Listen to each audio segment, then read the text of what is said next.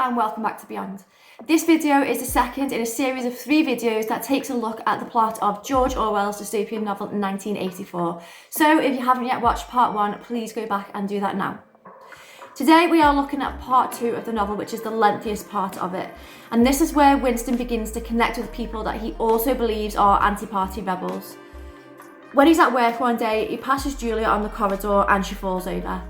When he's helping her up, she passes him a note that reads, "I love you." He's really confused by it, and despite his suspicions that it's a trap, he eventually becomes filled with desire for her. And they manage to meet up a few days later, and they plan again to meet in Victory Square. It is here that they arrange to meet in the country, where their relationship becomes more intimate. And as their relationship develops, Winston rents a small apartment above Mr. Charrington's shop in the Pearl District. Now, if you remember, this is the shop where he purchased his diary in part 1, where he was writing anti-party messages. So he trusts Mr. Charrington and he believes that he is the person that can help them. Here, whilst preparations for Hate Week are underway, they begin to discuss things like the Brotherhood and other opportunities for rebellion. And at the same time, Winston is in disbelief that Julia is oblivious to the intentions of the party, the destruction of the past and manipulation of the future.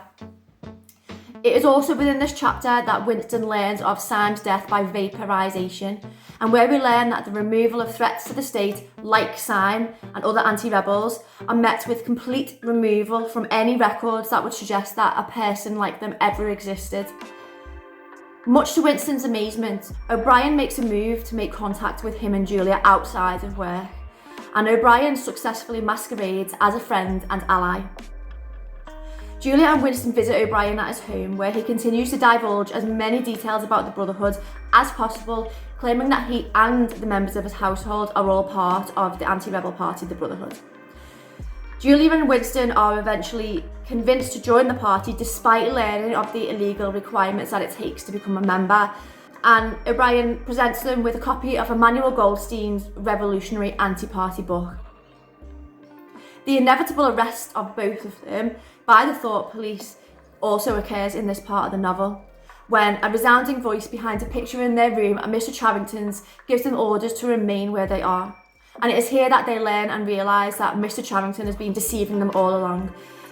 He was their pro ally, according to them, but he reveals himself to be a member of the Thought Police. Thanks for watching. Don't forget to like, subscribe and ring the bell below to stay up to date with further notifications and releases. See you next time for part 3. Thank you, bye!